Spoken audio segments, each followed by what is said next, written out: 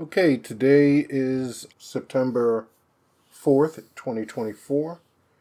This is John H. Reid III answering questions from Perseus Arcane Academy. This is recording number 2, Alchemical Concepts. And the question is, can you explain how the concept of putrefaction fits into the alchemical process and its importance in achieving transformation? Well, frankly, succinctly, without death, there is no alchemy. Death brings about the dissolution of the matter that the alchemist is working with. And of course, it has to be the proper death. A lot of things will kill something, but its fecundating principle will also be lost.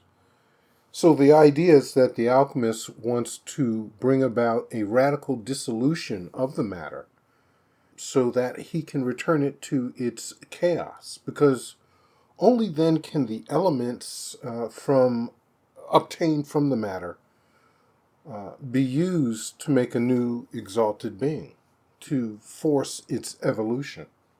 So the whole idea behind alchemy is about transmutation, and to do that, you have to access the core of the matter.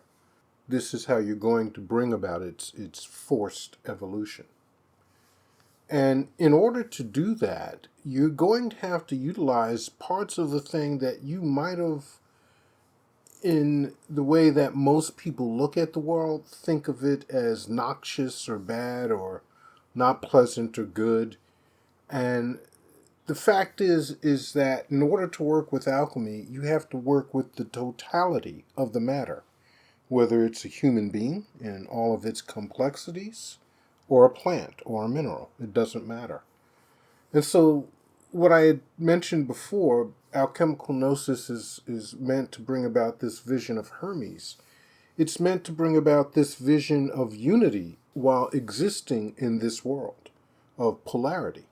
You can't operate alchemically if you really think that there are things in the universe out to get you, that somehow or another there's some part of the universe that is evil, abhorrent. There are just things that we don't understand or have been trained to move away from, but that doesn't mean that that learned behavior is proper. And so the vision of Hermes, the first thing that has to be done is your old view of the world and understanding that that view built for you has to be destroyed. It completely destroys your previous relationship with how you saw and interacted with the world, because now you have a brand new perspective. You're seeing things closer to the truth than what most people are able to.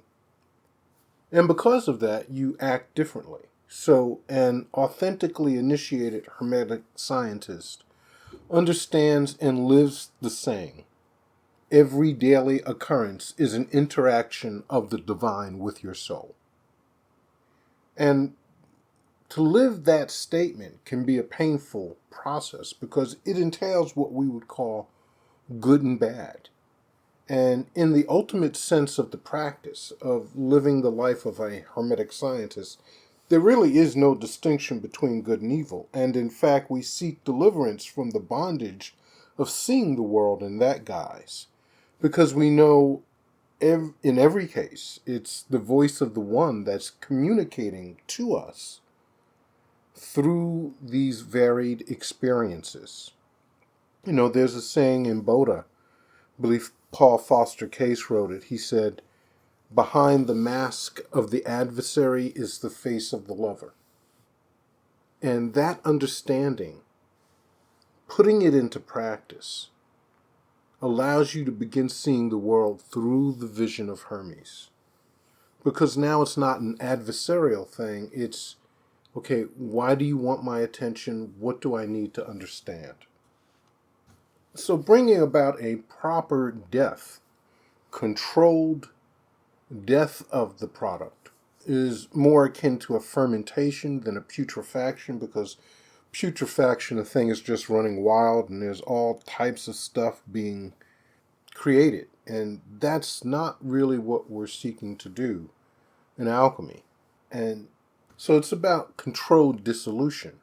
Control is central to this. And unfortunately, this has become sort of watered down and led to the misunderstanding, I think, which is the next section we're going to talk about, and that's plant alchemy and spagyrics.